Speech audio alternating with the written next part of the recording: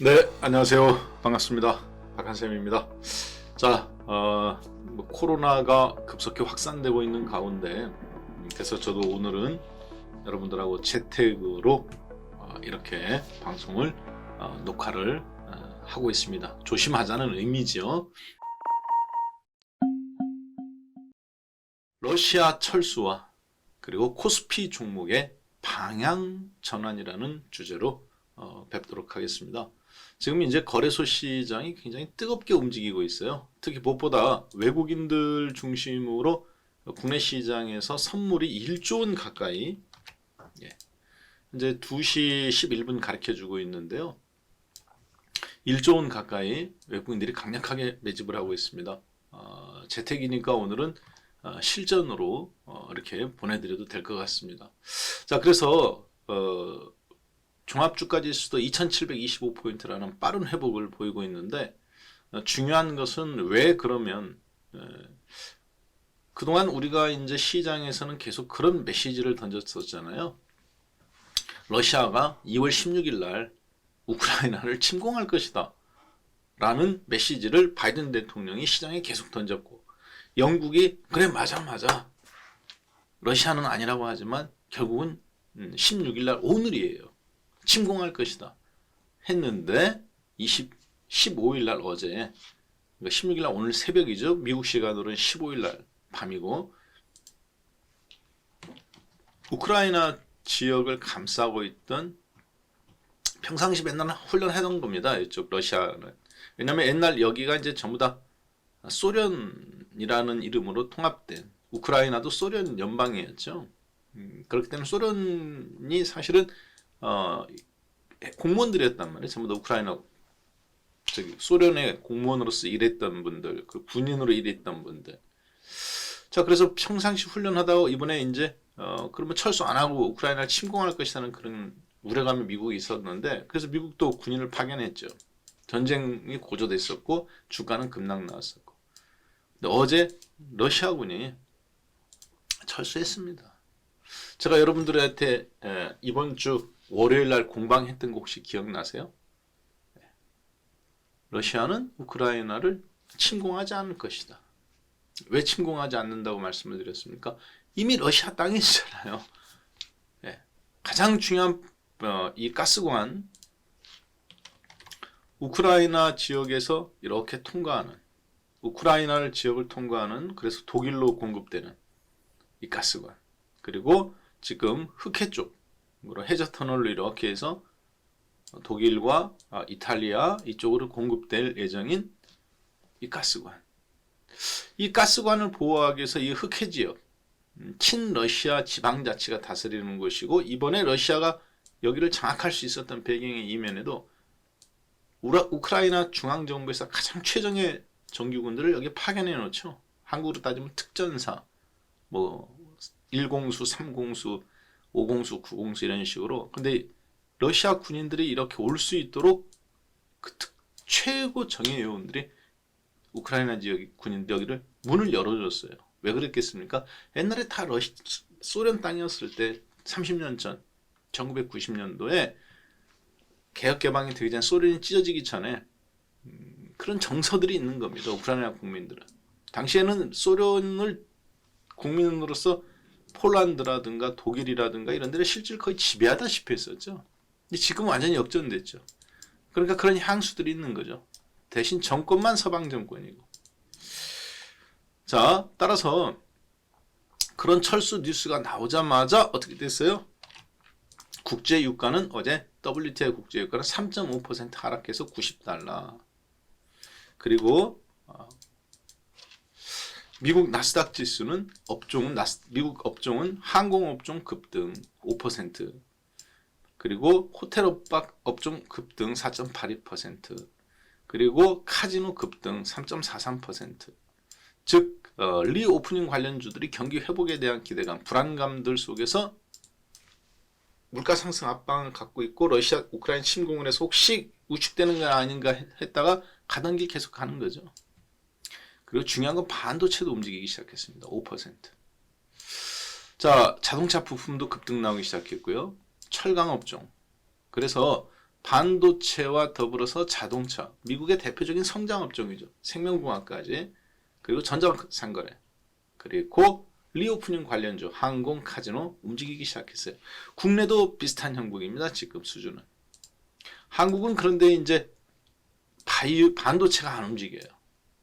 하이닉스가 지금 플러스 3%지 않느냐, 이렇게 말씀하시는 분이 있을 수 있겠지만, 삼성전자하고 하이닉스하고 실질적으로 어제 마이크론 테크놀로지 7% 가까이 급등 나왔던 거, 그리고 최근에 마이크론 테크놀로지 또 안 빠졌습니다. 하이닉스로 따지면 지금 15만원, 16만원이고요. 삼성전자로 따지면 최고가인 96,000원 근처인 95,000원에 도달해 있어요. 왜? 마이크론 테크놀로지가 3등 기업인데도 불구하고 최고점 98달러, 바로 아래인 96달러까지 직고점이자 신고점까지 와 있습니다. 자, 국내에서는 반면에 LG화학이라든가 카카오라든가 그동안 상대적으로 낙폭이 먼저 과하게 일어났던 종목들이 일어나고 있죠. 카카오뱅크라든가. 그런 면으로 본다면 국내는 코스닥 같은 경우는 또 이제 게임 업종이라든가 특히 오늘은 바이오 쪽이 대사입니다.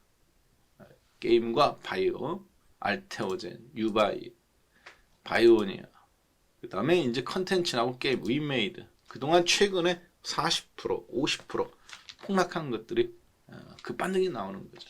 반도체가 반등이 나오는 게 아니라 이쪽이 반등이 나오는 것이 우리나라의 독특한 특징이라는 거 여러분들이 기억하셨으면 좋겠습니다. 제가 지난주 강의 때 여러분들한테 똑같은 얘기 했었죠.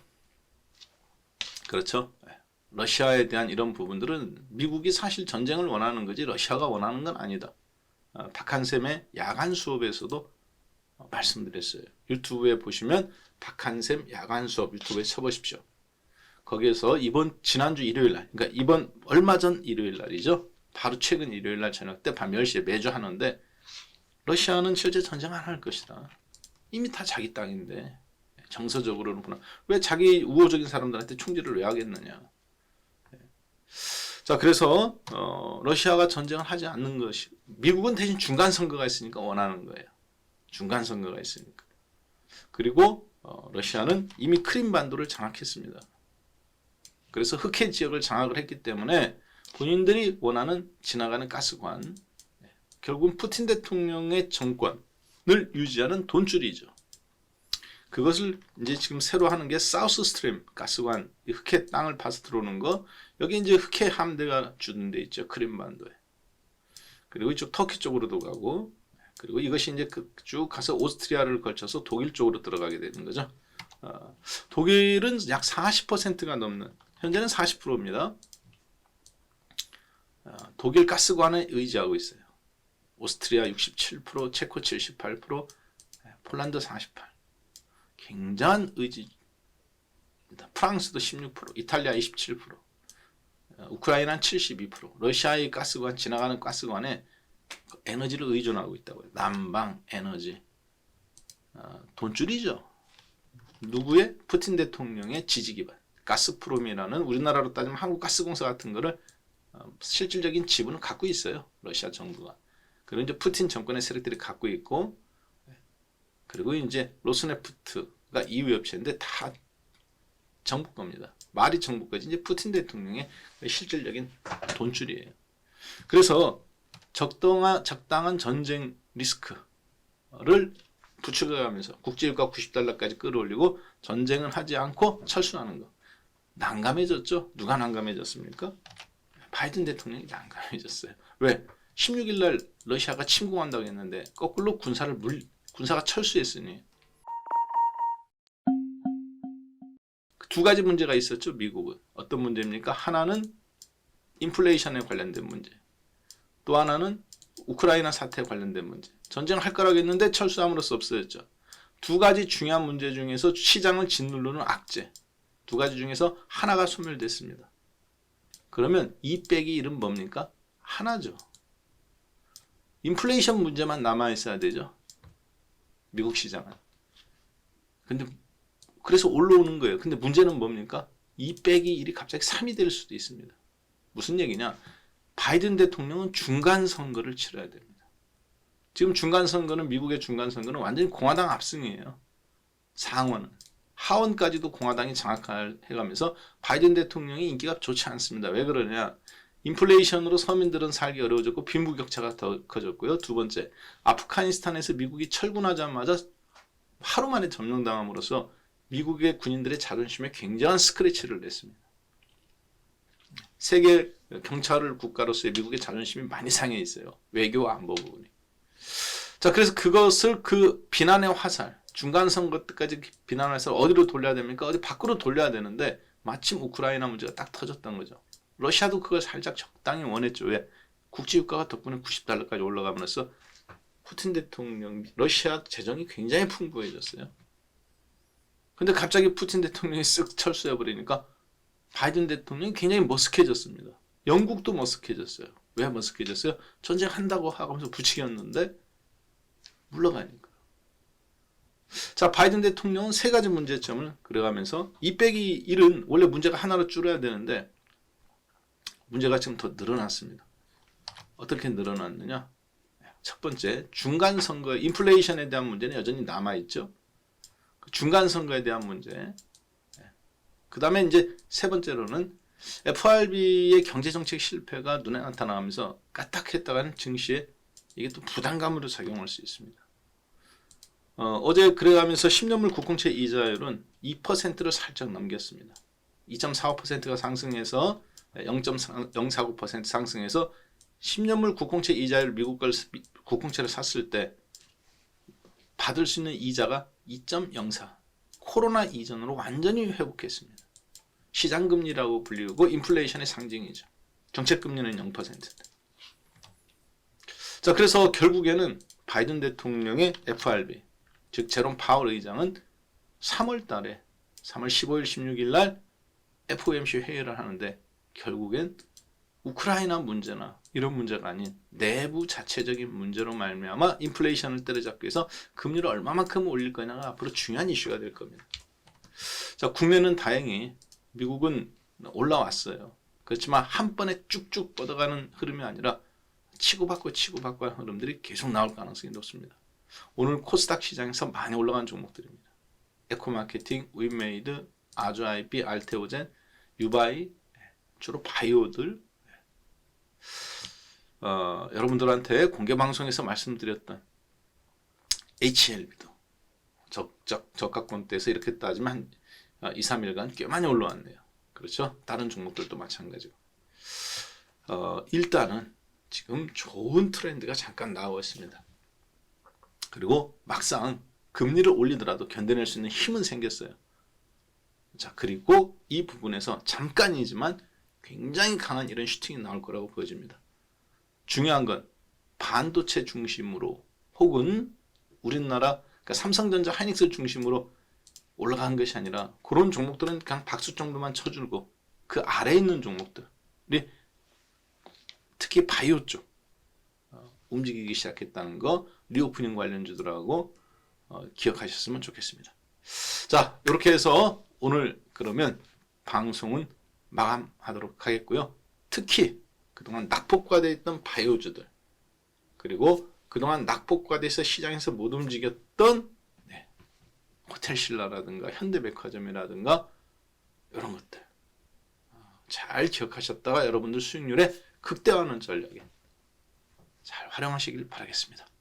그러면 오늘 강의 12번째 러시아의 철수 그리고 미국 시장과 약간 다른 코스피 종목의 방향 전환.